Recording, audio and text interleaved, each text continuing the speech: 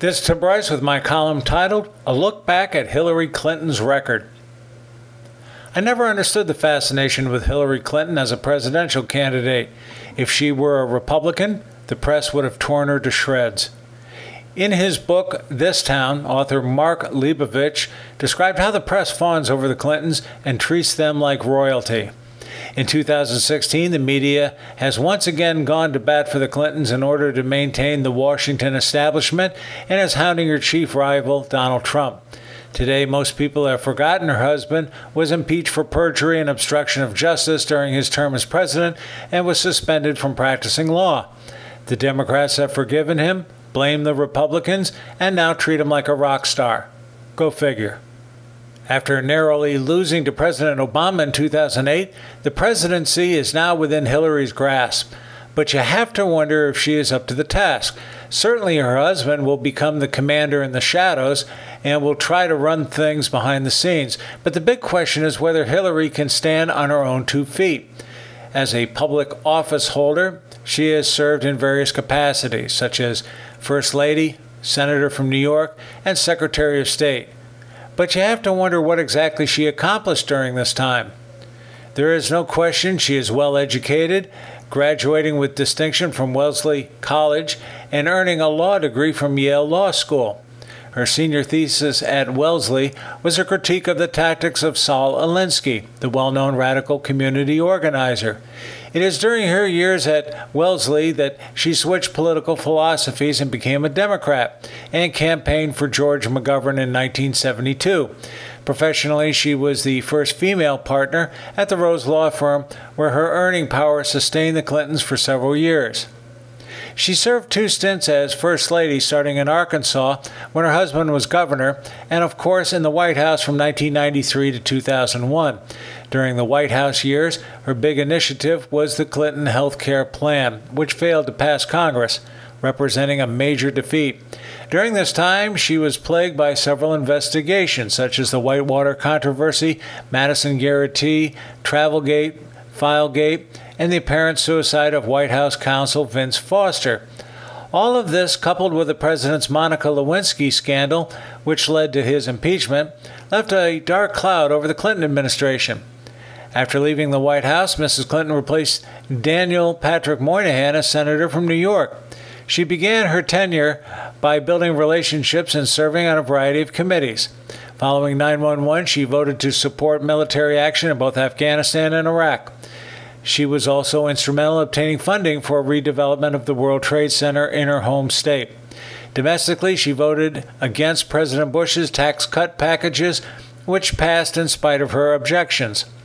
During her second term, she voted against the 2007 troop surge in Iraq, which was passed, and favored a war spending bill that tried to set a deadline to withdraw troops from Iraq, which failed.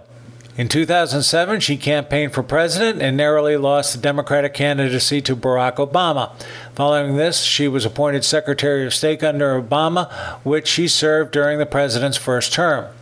In the early days, she contacted several world leaders to inform them changes to foreign policy were in the offing, saying, "We have a lot of damage to repair." This was tied to the perceived Obama apology tour. It was on her watch in 2011 when the Arab Spring began, which ignited political tensions and upset the balance of power in the Middle East. It also led to the Libyan civil war, where America was accused of leading from behind in deposing the Gaddafi dictatorship. Her career in the State Department essentially came to an end following the 2012 9/11 attack on the American diplomatic mission in Benghazi, where 4 Americans were killed, including Ambassador Chris Stevens. In the Benghazi aftermath, during the U.S. House Oversight Committee hearing on May 8, 2013, Mrs. Clinton was evasive and combative in her testimony, leading to the regretful comment, "What difference at this point? What difference does it make?" This smacked of arrogance and defiance of Congress and will certainly haunt her on the campaign trail. This was followed by congressional investigations, not just on events there, but also on Mrs. Clinton's use of email and a private server. Now the Clinton Foundation is coming under scrutiny. Mrs. Clinton may have had a colorful career in politics, but the question remains, what exactly did she accomplish? Serving in office is one thing. Accomplishing something is entirely different. The Clinton health care program failed on her watch. She made no significant contribution as senator, and her career in the State Department will forever be mired in Benghazi. I think the voters are looking for something a little more substantial than her book, It Takes a Village, which she wrote as First Lady using a ghostwriter. After 20 years of public service, you would think there would be some major contribution she could point to with pride. Sadly, there is nothing. Her contributions can be described as negligible at best. So why the fascination with Hillary? Feminists will, of course, push for Hillary to become the first female president. The Democrats have alleged the GOP is conducting a war on women. This was crafted with Hillary in mind, and as such, it is intentionally fallacious.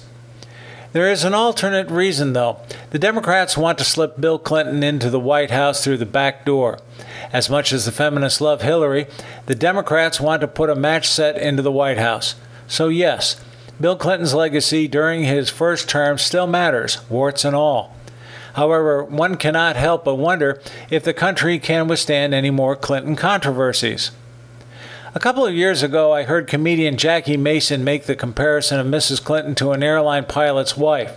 He asked, if the pilot becomes indisposed and cannot fly the plane, does it make sense to ask his wife to captain the plane in his place? In case of Mrs. Clinton, she may know the ropes, but she hasn't proven herself behind the wheel. She certainly hasn't delivered anything of substance, which would lead us to believe she is qualified to be president. Then again, we elected a community organizer to the White House, and we saw what happened to the country. Friends, keep the faith. This is Tim Bryce in Palm Harbor, Florida. Follow me on the internet at timbryce.com.